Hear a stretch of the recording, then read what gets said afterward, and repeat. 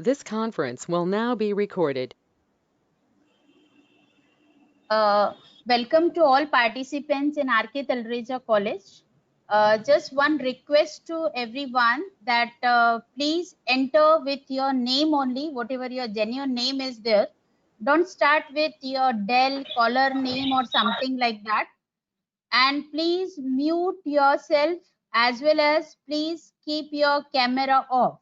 It's a humble request to all participants. Please mute yourself as well as make the camera off so that we can go ahead smoothly.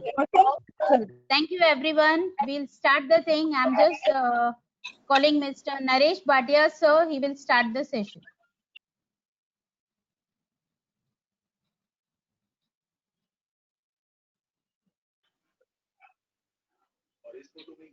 Thank you, Kiran ma'am. Good afternoon, everyone. This is Professor Naresh Bhatia, welcoming you all and welcoming the distinguished guest of the day. First of all, I'd like to put up the name. That's Dr. Nambudri sir. I welcome him. I welcome the principal of R.K. Talreja College, Miss Geeta, Dr. Geeta madam, Vice Principal, Miss Neelam Kapoor ma'am, my dear colleague, friends, and dear students. It's my privilege and honor to first of all introduce my institute, R.K. Talreja College, Seva Sadans R.K. Talreja College, which was founded in the year of 1961 by a great visionary, Seth Parsuram Parumal Dabra. This institute was basically a girls' college, and that was the very first girls' college in the entire Konkan region. Later on, it was renamed in the year of 1967 as R.K. Talreja College. Well, that's a small and a very humble beginning we had, but in this so many years, we have produced lakhs and lakhs of professionals. And I'm proud to be part of and proud and privileged to be part of this organization. Well, today, the purpose of this webinar, let's come back to that main point. The main purpose of that webinar was to give you some insight idea about the stereochemistry. We know that certain compounds which are having chiral carbons, which are stereoactive, certain stereoisomers or certain enantiomers of compound are beneficial, while the same another enantiomer of the same compound is a poison.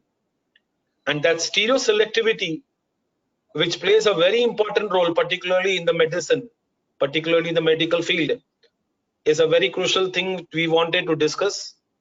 So today we have a very eminent speaker, Dr. Nambudri from IIT Powai. He will be there to help us out and guide us in this program. But before I proceed further, I request Dr. Geeta madam to please the principal of R.K. Talreja College to speak few words of this program. Thank you so much. Thank you, Bhatia sir. Am I audible? Yes, ma'am. Hello. Yes. Yes, ma'am. Good afternoon to all participants here. During this lockdown period, due to the COVID-19 pandemic, I hope all participants present here are safe and fine. I wish you all good health. To keep the student fraternity active and learning, we at R.K. Talreja College, Department of Chemistry, has organized this webinar titled Organic Chemistry in 3 Dimensions. Dear friends, organic chemistry or the organic molecules are the very basic of life. All organisms, the plants, animals, the microbes are built by this wonderful molecule, what we call as the protein, lipids, carbohydrates, nucleic acids, the building blocks of life. And beyond this, all that we use for our comfort today are maybe the food, maybe the drug, the pharmaceutical products, the polymers, to name a few, are these fantastic molecules. Understanding the structure, their conformation, their stereotypes, how they are formed and changed during leading to different processes in life or in the lab is very important. Today, we have amidst us a well-known, experienced, eminent personality, professor of IIT Mumbai, Dr. Irish N. Nambudri sir. who will deliver his talk on this topic, organic chemistry in 3 dimensions, and help us understand the subject to the depth. My dear student friends, take the benefit of the webinar and grow in the subject. I welcome you, sir. We are really honored. I also welcome my colleagues from the college, Professor Neelam Kapoor, Madam, the Vice Principal, Professor Naresh Bhatia, the HOD, Head of Chemistry Department, and other department colleagues from biology, physics, and other faculties. I just wish my student friends and all those present here across the state from different universities and different colleges, the faculty friends, make the best of it, for the speaker of the day is expert in the field organic chemistry. I congratulate all and wish all the participants all the best. Take home a very good lesson and bring success to yourselves. Thank you. Over to you, Bhatia sir. Thank you so much, ma'am. Thank you for your support and guidance. And now I request Vice Principal of our college, Mrs. Neelam Kapoor, ma'am, Head of the Physics Department, to please speak few words. Respected Geeta Menon, Dr. Geeta Menon, our principal, very dynamic and dashing principal.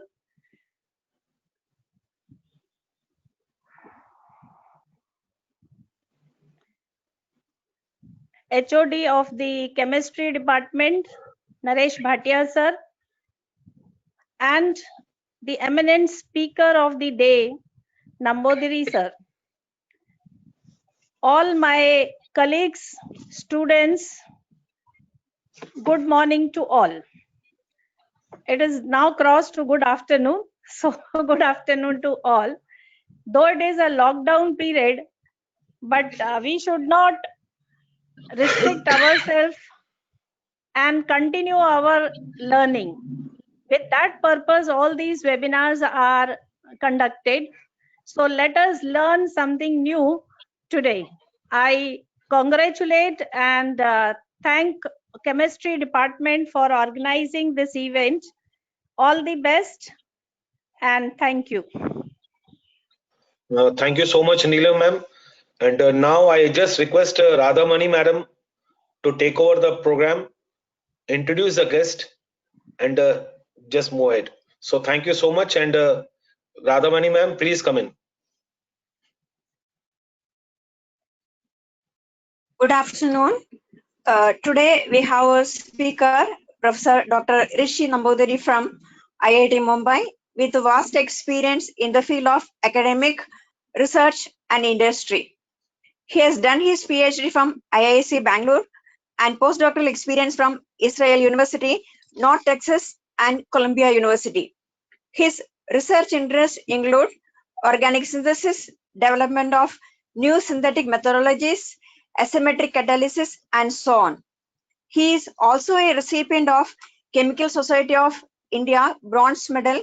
He has supervised more than 20 PhDs and has 115 publications, 6 patents, and several books to his credit. He is a member of the American Chemical Society, Chemical Research Society of India, and various other organizations. He is currently on board of several academic and advisory committees, research committees in India. Now I'll request Dr. Nambodiri to take over. Thank you.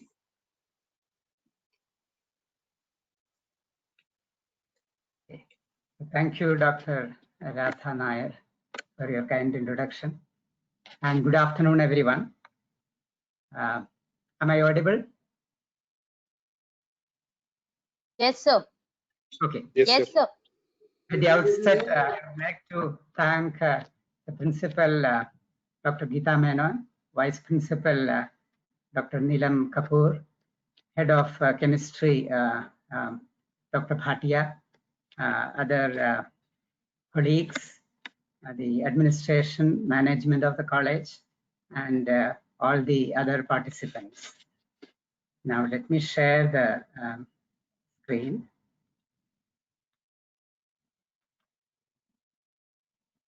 Sorry, sir. In between participant, there is a one announcement that please log in with your name only. You have logged in with others' name as well as admin names. I'll dismiss those people who are not logged in with their respective names. Please log in with your respective names. Thank you very much.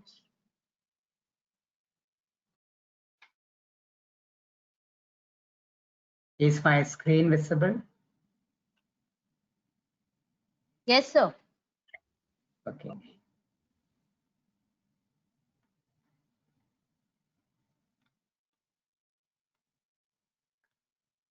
So I think most of the participants are undergraduate students, BSc second year and final year students.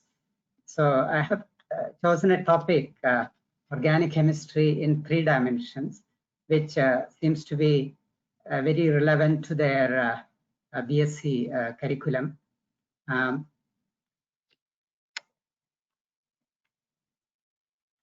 Okay. Organic chemistry in 3 dimensions essentially means stereochemistry.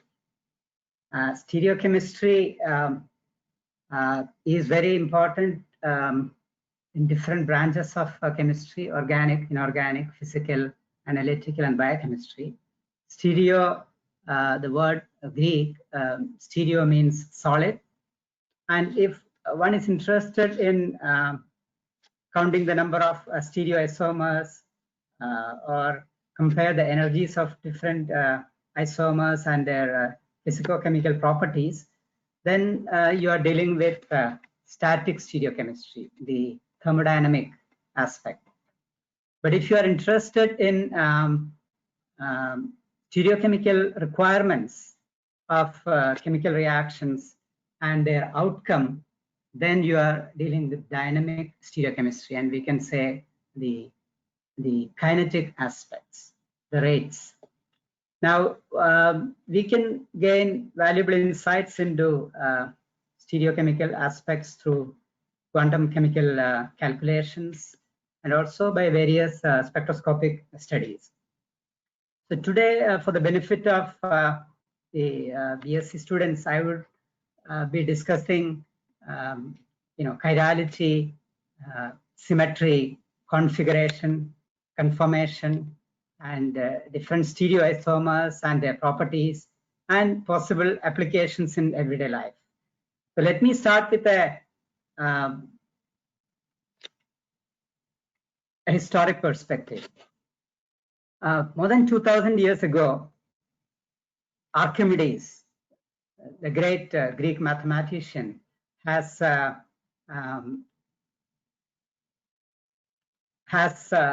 used a helical device, now known as Archimedes screw, for pumping water from the hold of a ship.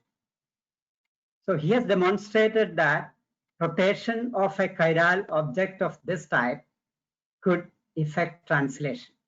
So this is considered to be the first application of chirodynamics. And about more than 200 years ago, a French scientist called Arago has measured optical rotation of quartz crystals. He has demonstrated that quartz crystals could rotate the plane polarized light, the plane of polarization. And after some time, another French scientist, Biot, who happened to be the teacher of Louis Pasteur, he discovered similar optical rotation for organic molecules as well, for example, sugar solution. And then comes the legendary figure Louis Pasteur, who is considered to be the greatest biologist of all times. So he contributed to saving human lives more than any other individual. He proposed the germ theory of disease, the law of biogenesis, and all of you are familiar with pasteurization of food. And he also developed vaccines for rabies, diphtheria, anthrax, and so on. In fact, if he were alive, he would have probably come up with a vaccine for COVID-19. And he also, but interestingly, he opposed Darwinism. And this cartoon has appeared recently, a chimpanzee saying, Darwin, that hell with your theory of evolution. I'm not related to these idiots, pointing to human beings. Now, what was Pasteur's contributions to organic chemistry? Pasteur was able to separate the two, isomers of tartaric acid derivative, sodium ammonium tartrate, you can see here. And these two isomers can be related as object and its non-superimposable mirror image. And he was very lucky because these two could be separated using a lens and a pair of tweezers only at a certain temperature, below 28 degrees. At that time, the Paris temperature was below 28 degrees. So below 28 degrees, the two isomers would remain as conglomerates. They will have different morphologies so that they could be easily distinguished by naked eyes. Whereas above 28 degrees, these two isomers would remain as true racemates, which cannot be separated that easily.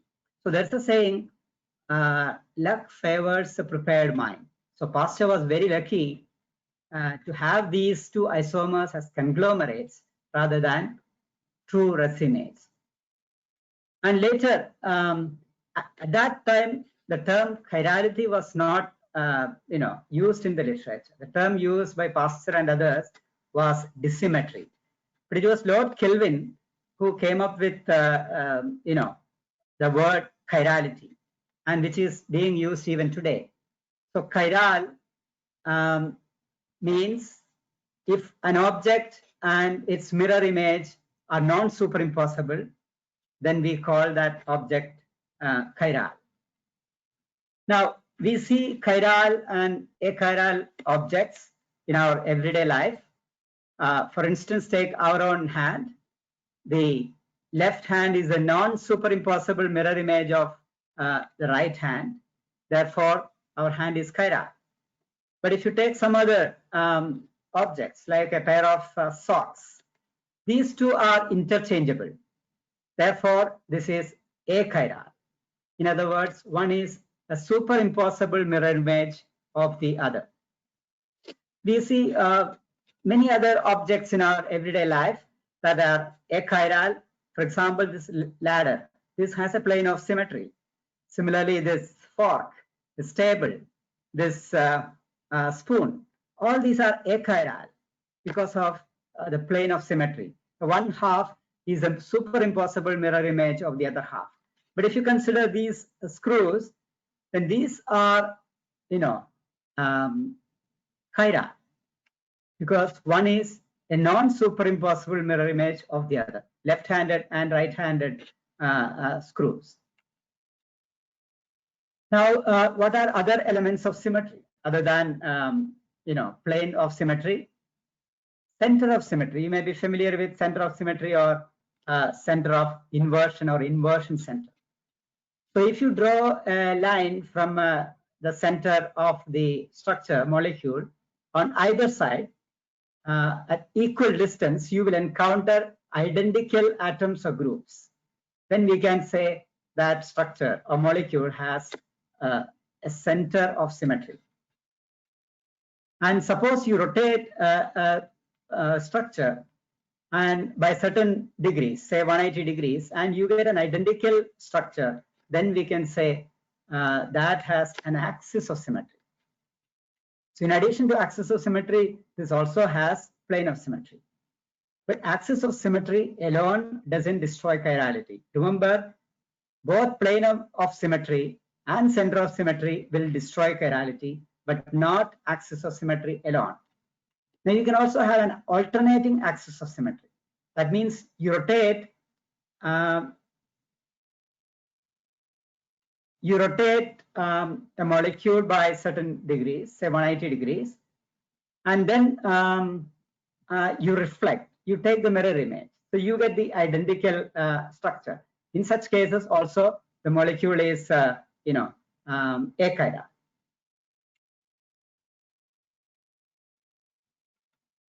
Okay, I'm sure many of you, have seen Mahabharata re-telecast recently. How did Bhim kill Jarasandha? He did that with the help of Lord Krishna. So Jarasandha could not be killed by any means except by splitting his body into, two equal halves, mirror images, and throwing those two parts in opposite directions. So that was how, so by mirror symmetry breaking. So now you will see several aesthetically placing geometrical figures in the literature. For example, Platonic. More than 2,000 years ago, Plato has proposed that there are 5 geometrical figures possible to identify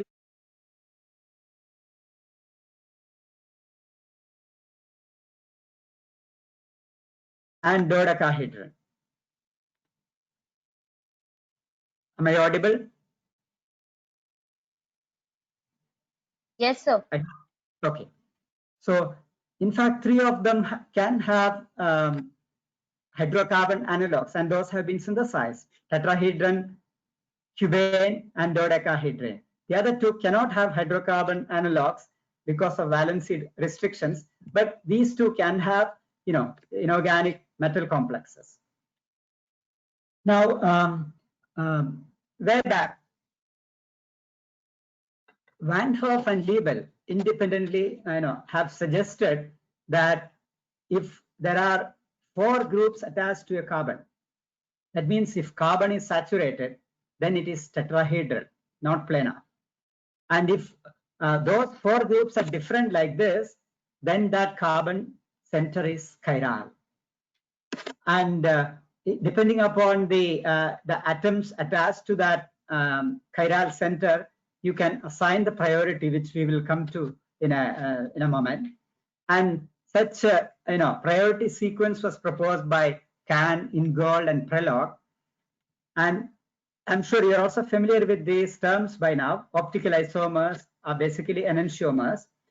And if a chiral molecule has both enantiomers in equal quantity, then we call that a racemic mixture. Now let us look at different kinds of isomers. Now, isomers can be constitutional isomers and stereoisomers. So what are constitutional isomers? Isomers with different 2-dimensional connectivity. Like in this case, 2-methylpentane and 3-methylpentane are constitutional isomers.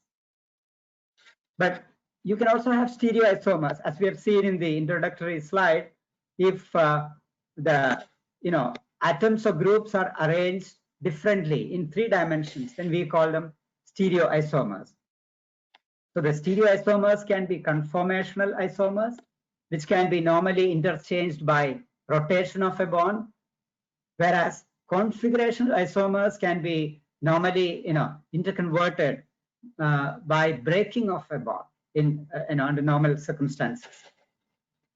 Now the configurational isomers can be further divided into diastereomers and enantiomers. So what are diastereomers? Diastereomers are stereoisomers that cannot be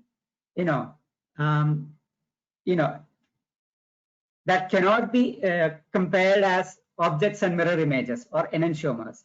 So all stereoisomers that are not enantiomers can be called diastereomers, including cis-trans isomers. So let us take these structures, say 1,2-dimethyl cyclopentane. I'm sure students will be able to identify the symmetry element present in this structure. This has a plane of symmetry.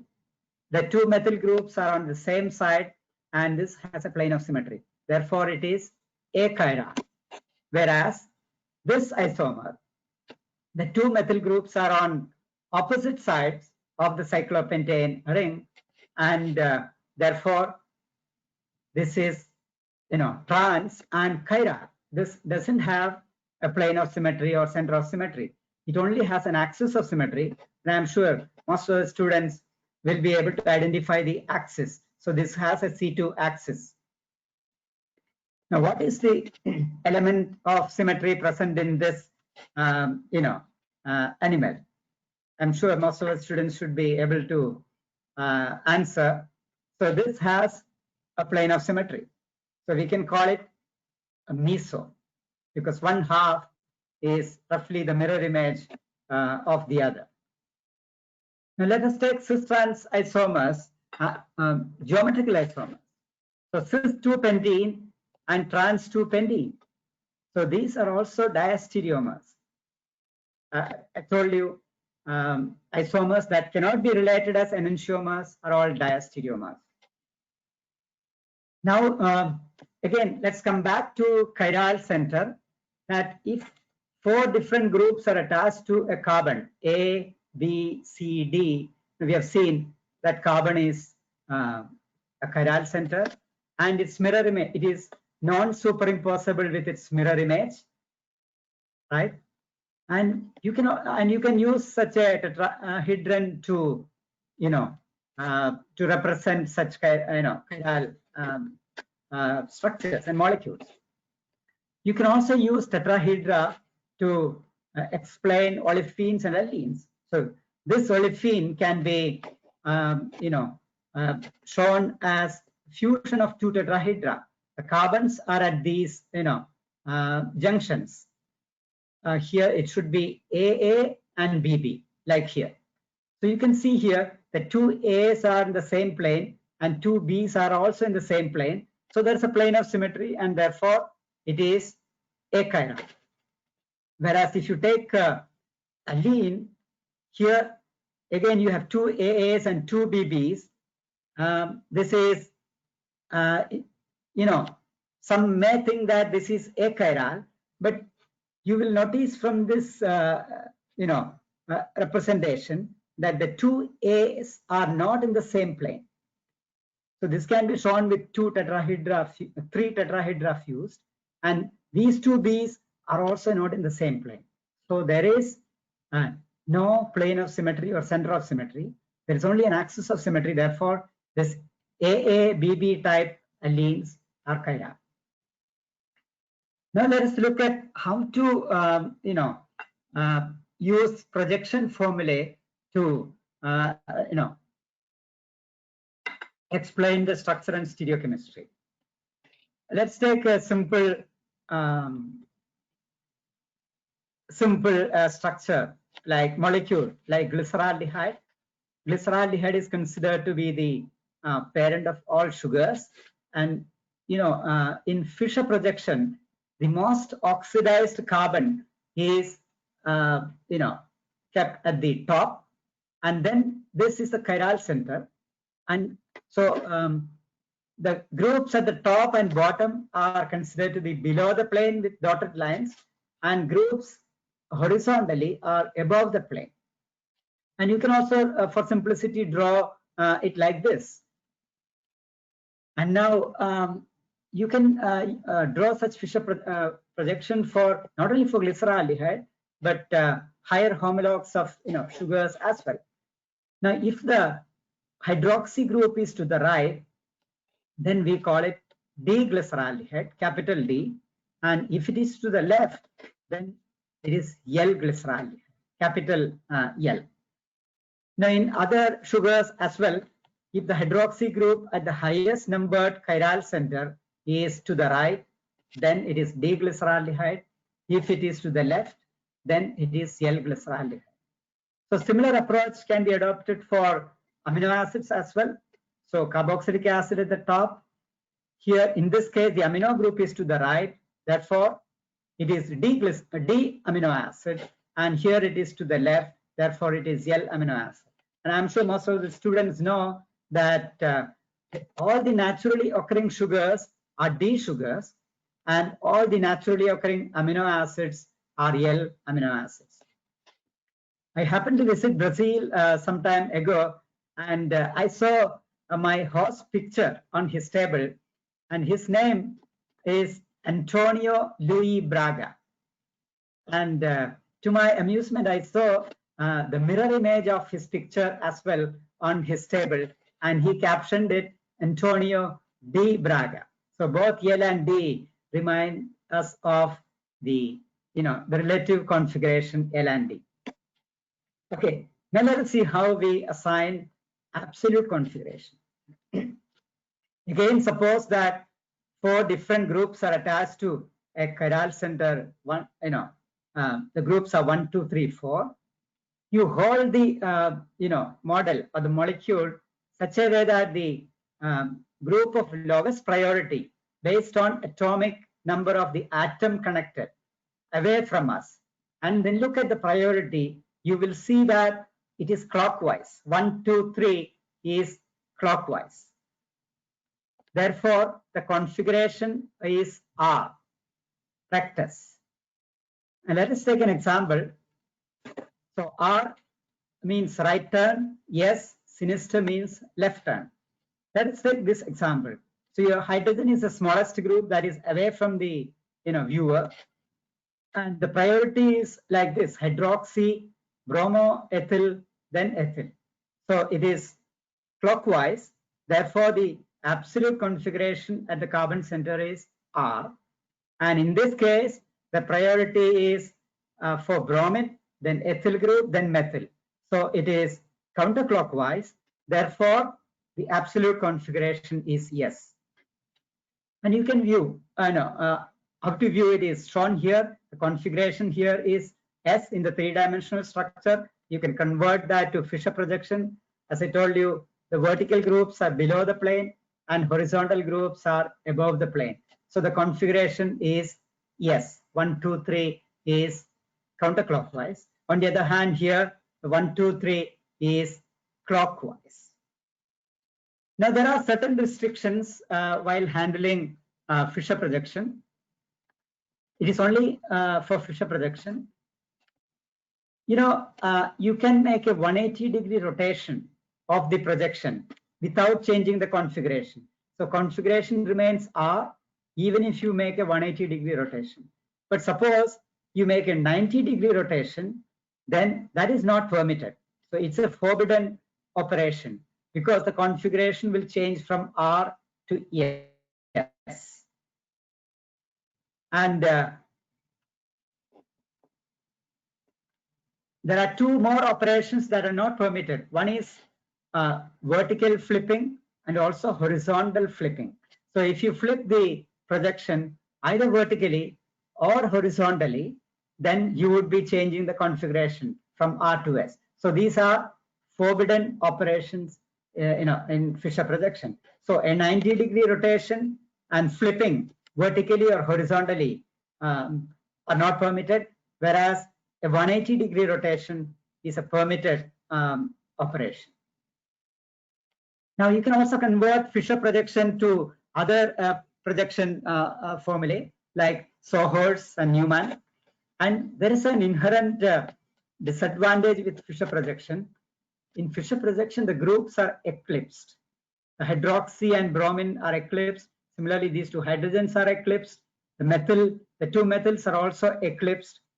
That means the dihedral angle, we will discuss that in detail, is 0 degrees.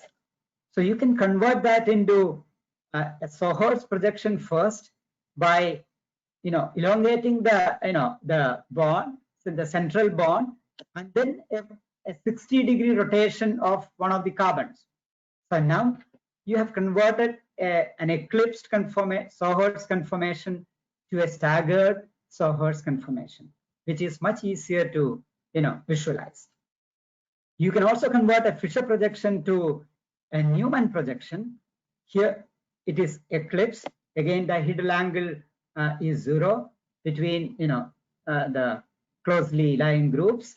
And if you do a 60-degree rotation of a carbon, then you get the staggered conformation of this compound. Now suppose there are several chiral centers like here. what is this molecule?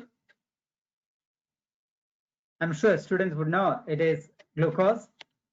So, there are several 4 chiral centers in this form, open chain form. And the thing is, all the groups, these groups on one side are all eclipsed. Therefore, you can use other projection methods like, wedge and dash or zigzag, in which the hydrogens at the chiral centers are explicitly shown. And in journal literature, you will find this kind of structures, zigzag structures, in which case the hydrogens at the chiral center are omitted. Okay, nature is very creative. As you know, nature can,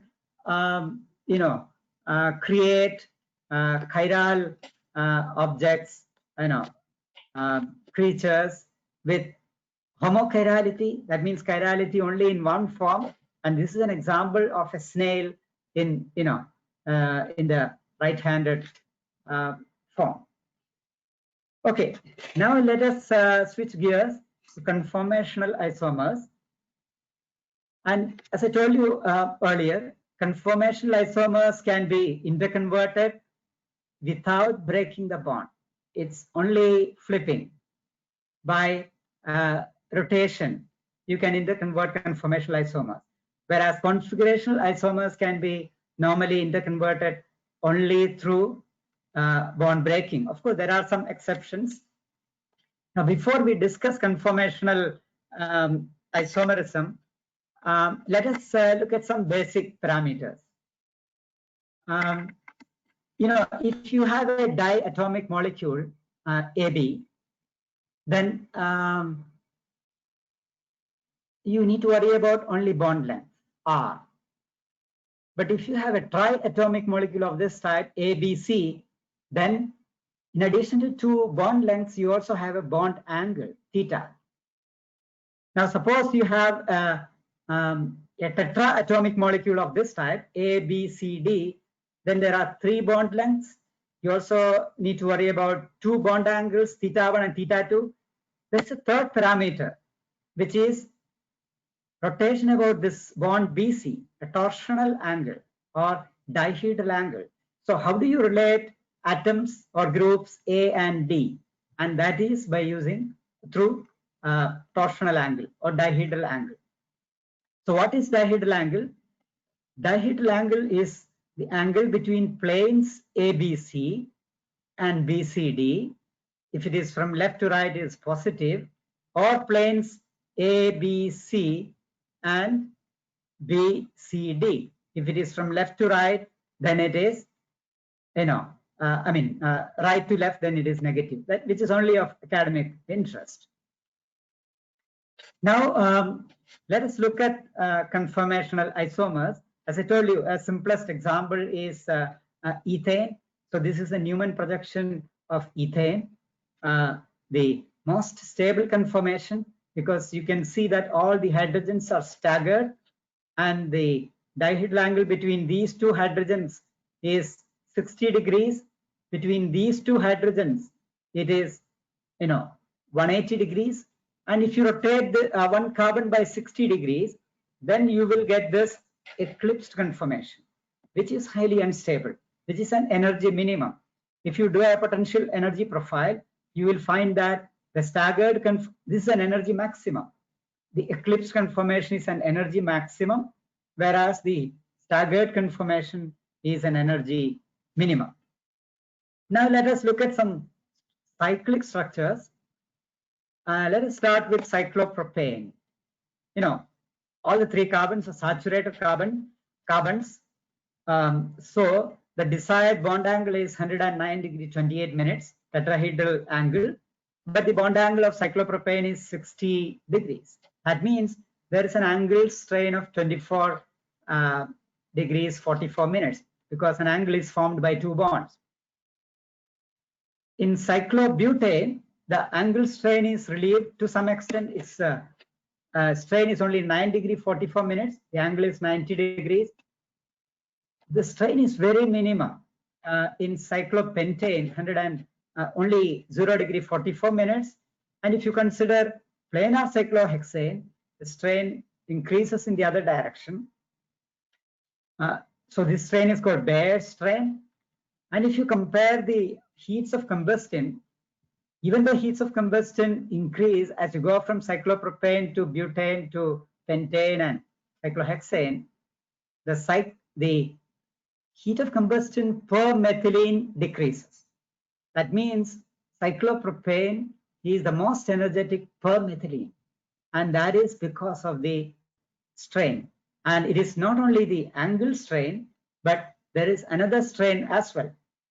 Let us look at the 2 hydrogens or 3 hydrogens that are above the plane, and 3 hydrogens, the green hydrogens that are below the plane. So the hydrogens above the plane are all eclipsed.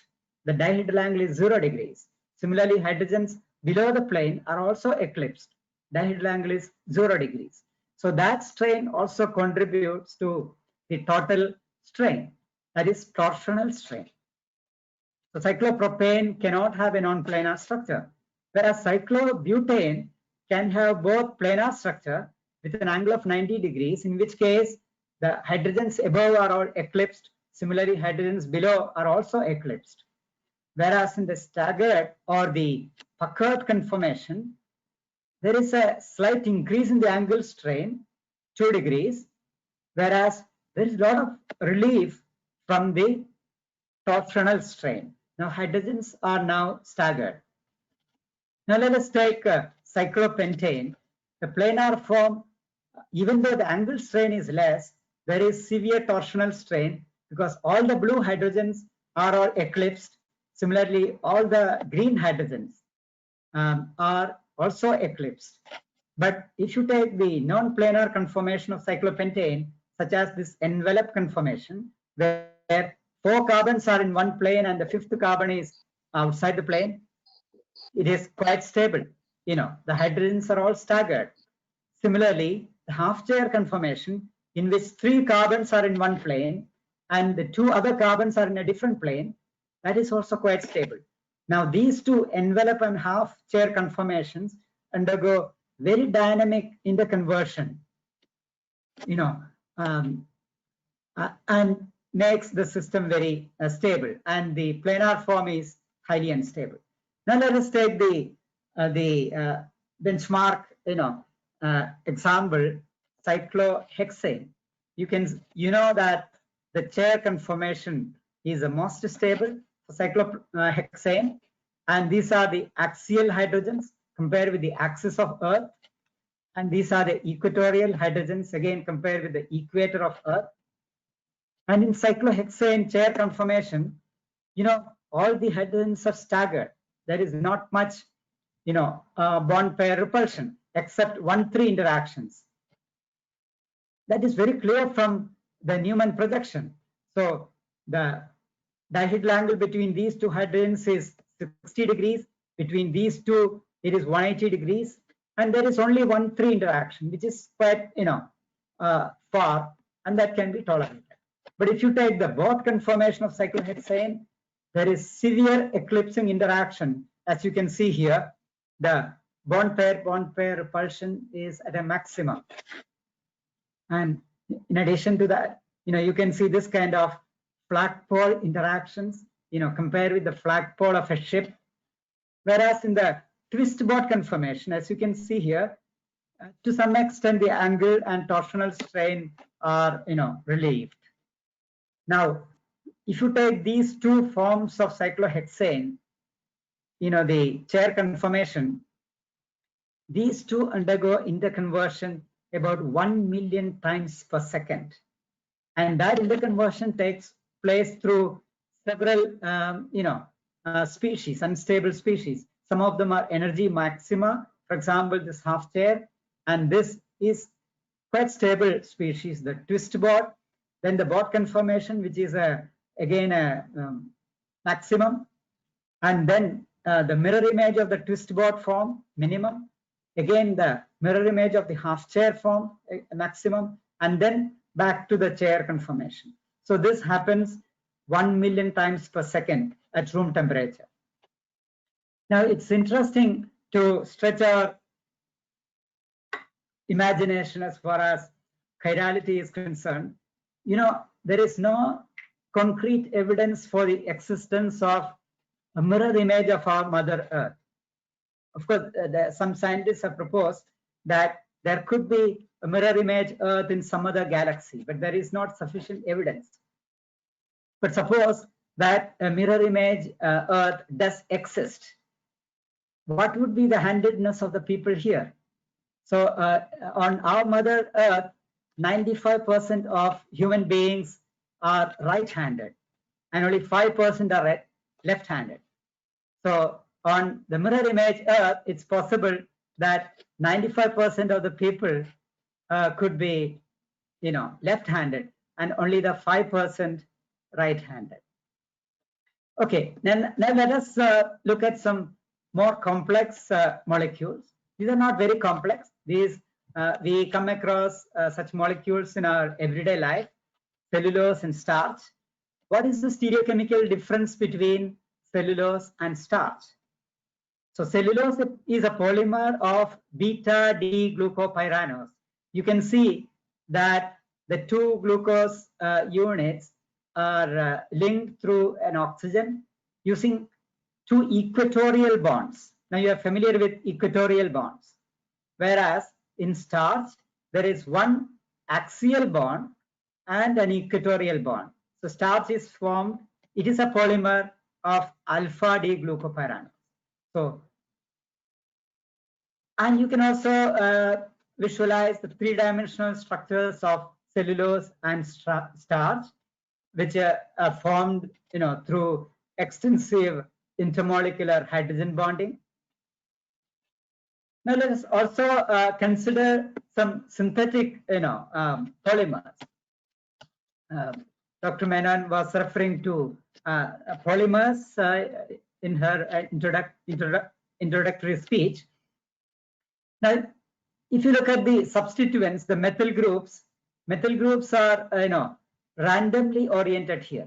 So we can call such a polymer atactic polypropylene, which is synthesized through free radical polymerization. And the properties are not very useful.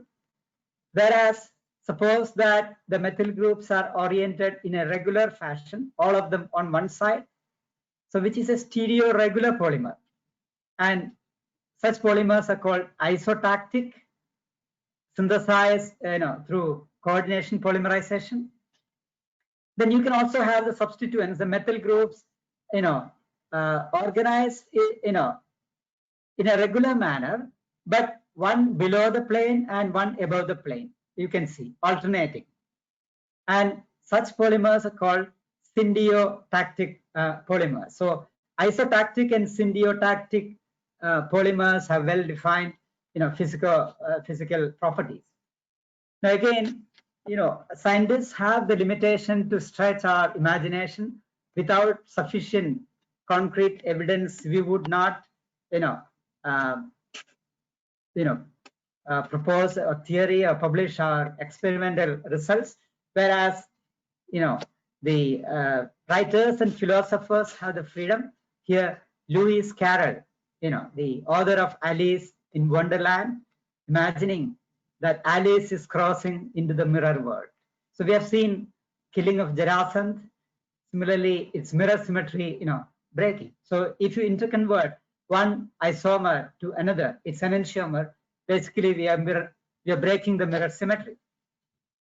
Now let us go back to tartaric acid, the compound which Louis Pasteur for the first time separated, resolved. So the isomers A and B are enantiomers. So we can call them DL pair. It is chiral, and a 1:1 mixture is racemic, right? And the third isomer. So tartaric acid has two chiral centers. In principle, 4 isomers are possible, but there are only 3 isomers because the third isomer is meso. Meso means it has a plane of symmetry in the staggered conformation. Plane of symmetry in the eclipsed conformation, and a center of symmetry in the staggered conformation. So this is a diastereomer. Isomer C is a diastereomer of A and B. So C cannot be related to A and B as object and mirror image. And then if you look at the physicochemical properties, enantiomers will have identical physical and chemical properties. Biological properties can be different. Now let's compare the melting points. For A and B, it is 171. So identical melting point. Similarly, solubility, A and B, identical. Optical rotation, identical values but opposite direction. Whereas C, the diastereomer, the mesoisomer, has different melting point, solubility, etc. And of course, it is optically inactive. It's meso. Similarly, if you take the racemic one, A plus B, 1:1, again, it has different melting point, different solubility, and no optical rotation. Okay, now how do you measure optical rotation? An instrument that is used is called polarimeter. It is normally, available in undergraduate labs. I don't know, you students have used it, which has a light source, and that light is ordinary light. It vibrates in all possible planes, in different planes. So it has to be plane polarized light. It has to be plane polarized by passing through a polarizer prism. So now you get plane polarized light that passes through the sample tube. And if the sample is achiral, then the plane of polarization would not be affected. But suppose you have a sugar solution, any chiral,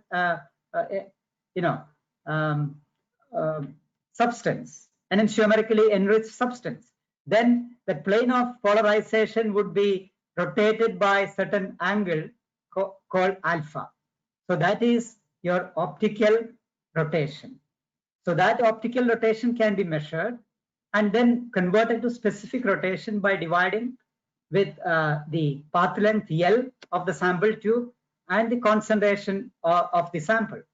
So that is a, you measure the optical rotation and convert it to specific rotation.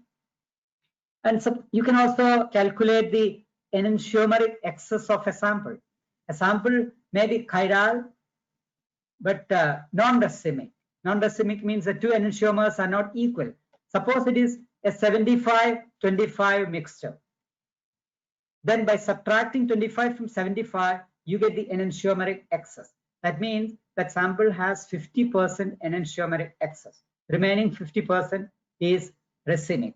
But ideally, we should have 100% enantiomeric purity, especially when we use drugs. We will come to that in a minute. Okay, so now nature is very, very creative. As I told you, nature can also create, objects in both chiral forms, both the left-handed and right-handed forms. Okay, now let us move on to chirality in drugs and biological systems. It's very important. Chirality and stereochemistry are very important in biological systems because the receptors or the enzymes can distinguish between different stereoisomers, and the properties of the stereoisomers could also be different in a biological environment. So we should consider a 3-point interaction for biological recognition as shown here.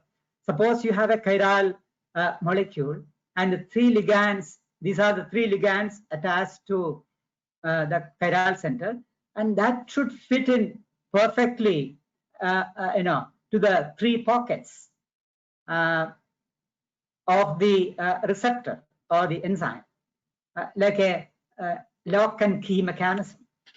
So this is like enzyme and substrate or drug and receptor. If there is no such perfect match, then it could be a mishap. For example, the S isomer of this ketamine is a desirable anesthetic, whereas the R isomer of this ketamine is a hallucinogen, an undesirable hallucinogen. So the properties can vary just because the stereochemistry, the absolute configuration changed from S to R. Similarly, thalidomide is a notorious drug used in the 1960s and 70s in Western countries for the treatment of morning sickness in pregnant women. So the R isomer is a desirable anti-nausea drug, but the S isomer is toxic. So unfortunately, the babies to those women were born with disabilities. So the drug was withdrawn from the market. Now, I'm sure at some point of time, all of you might have taken Brufen tablet as a pain reliever. So this ibuprofen, yes, ibuprofen. In fact, in the case of ibuprofen, both enantiomers are active, but one isomer is more active than the other. Similarly, another example, R-fluoxetine is an antidepressant. Yes, naproxen has anti-inflammatory properties, whereas R-naproxen is a liver toxin. So it is dangerous to take these, this drug in racemic form. Only S isomer should be, marketed. Now, even the order of sample can change if you change the chirality or the configuration. For example, S-carbon has the order of a caraway, whereas the R isomer, so these are terpenes, R isomer has the order of spearmint. So smell also varies. Let's take our table sugar. Its property is due to the multiple chiral centers present in the glucose unit and the fructose unit. As you know, the naturally occurring glucose is D-glucose, which we metabolize in our body, whereas its enantiomer, the L-glucose, cannot be metabolized, even though that is also sweet. This is a very complex, looking structure with numerous chiral centers, as you can see, and it's an anti-cancer agent isolated from a tree in South America. And the drug molecule is called Taxol, and its anti-cancer property is primarily due to the, due to its stereochemical integrity. Okay, now Professor Bhatia asked me whether I could have a slide on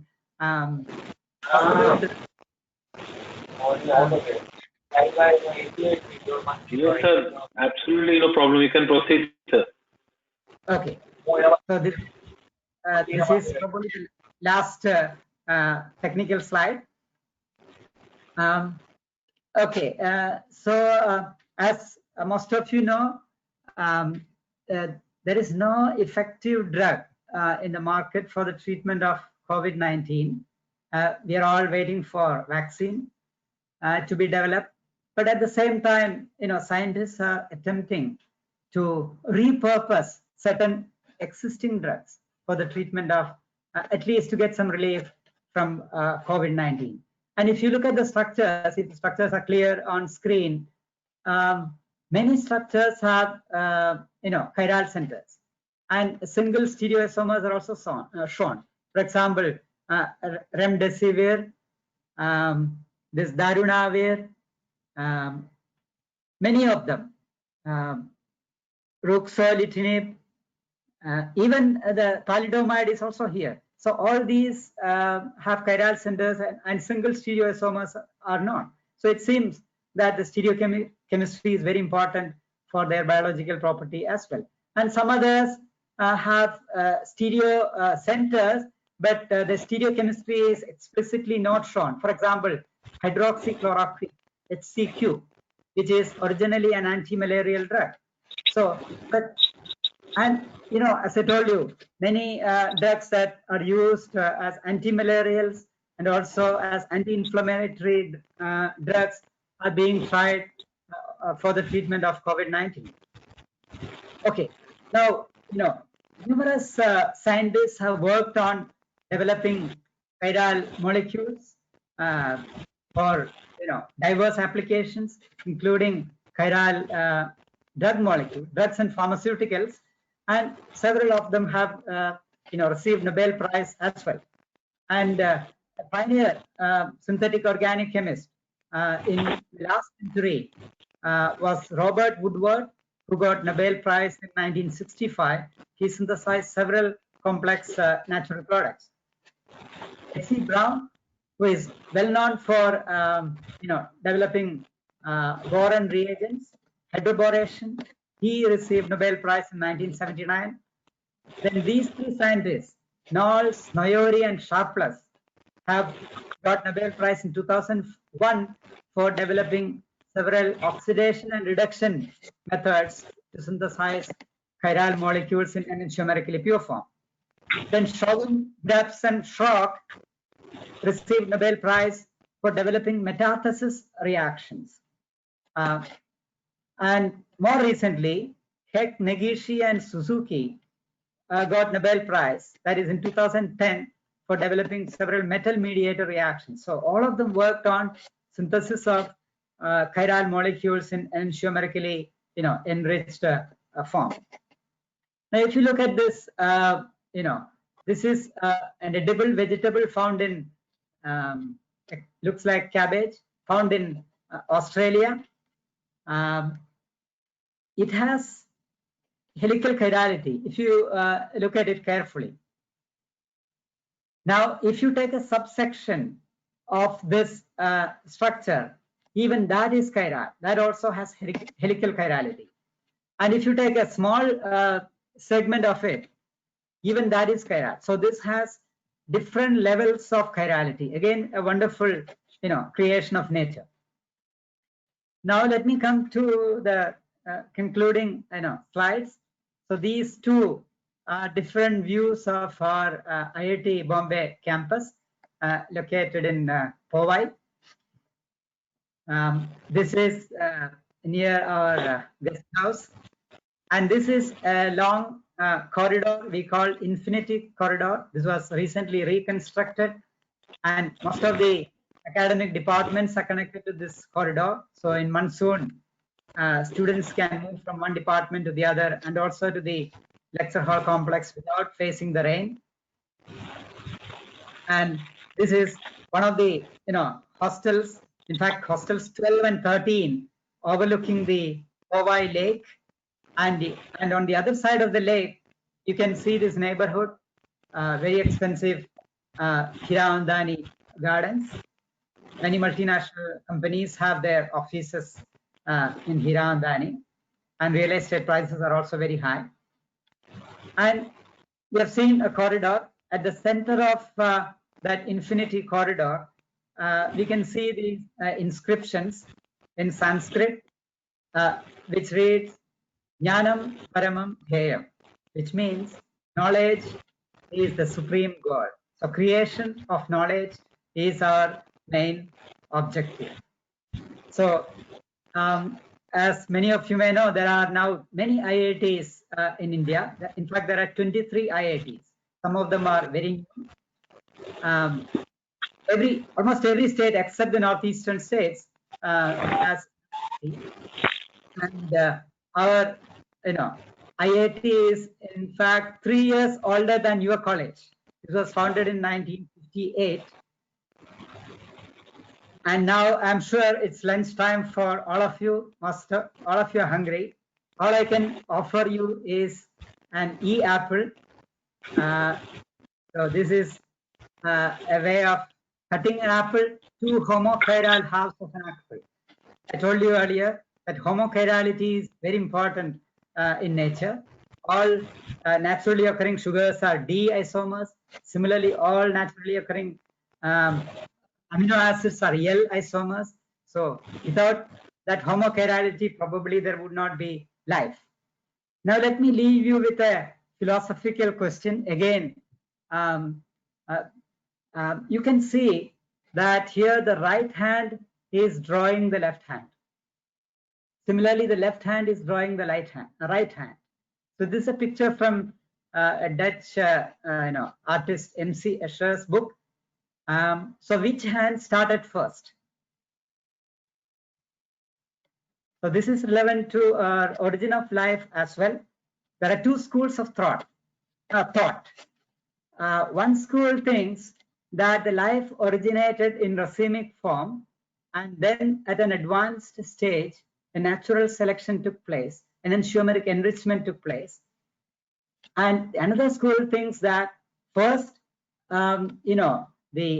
several chemicals were generated in enantiomerically enriched form, including biomolecules, and from those enantiomerically pure biomolecules, life originated.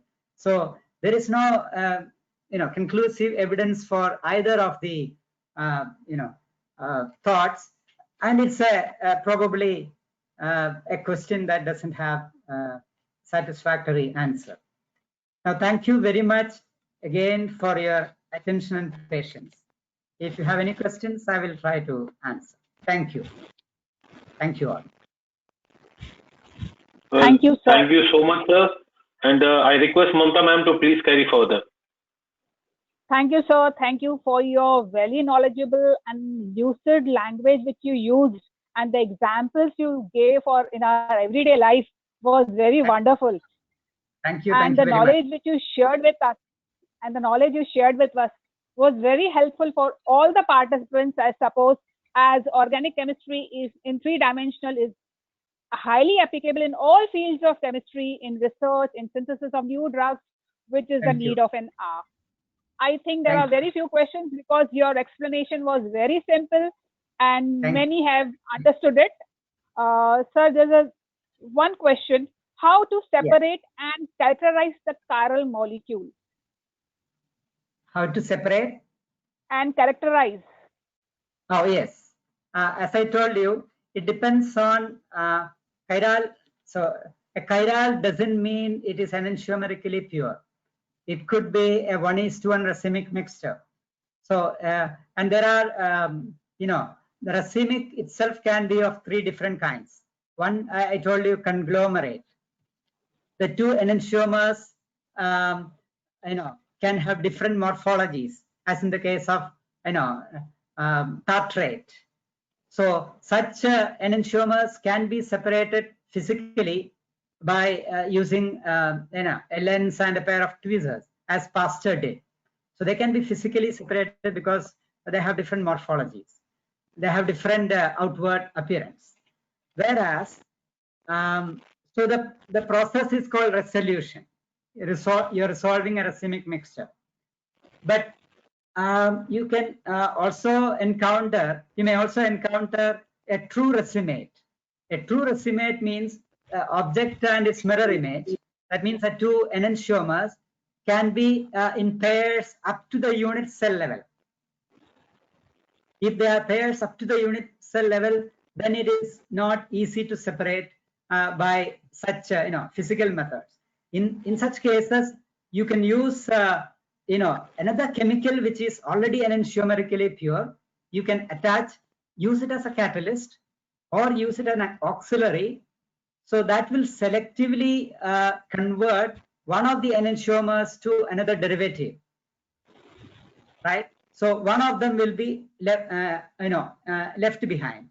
So that is called, again, resolution, and that resolution is based on the rate of reaction of one of the enantiomers over the other, difference in rate of reaction. Then we call it kinetic resolution.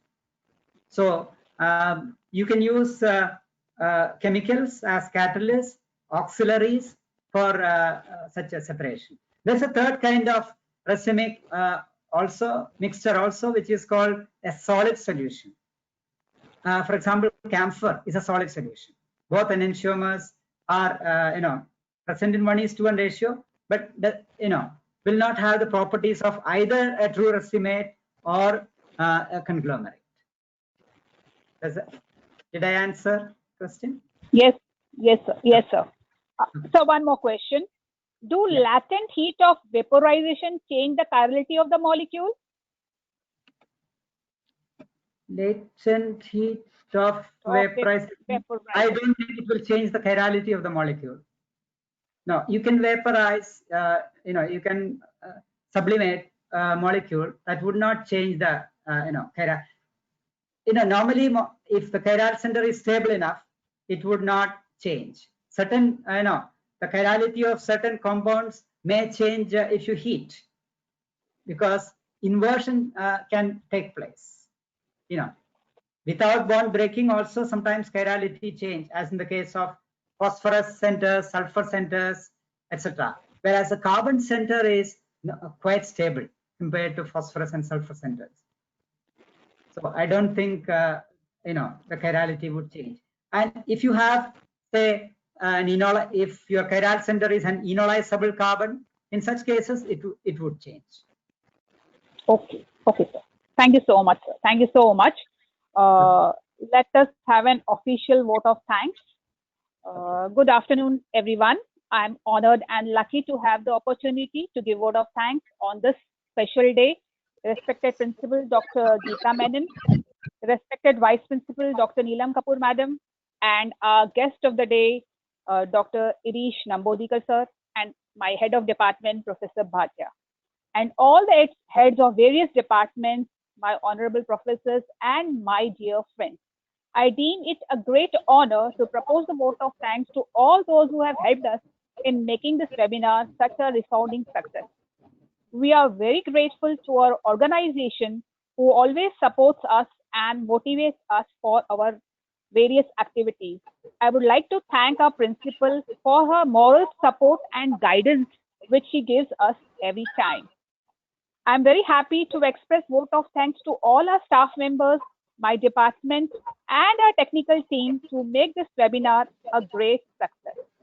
Last but not the least, I thank all the participants who have participated and made this event successful.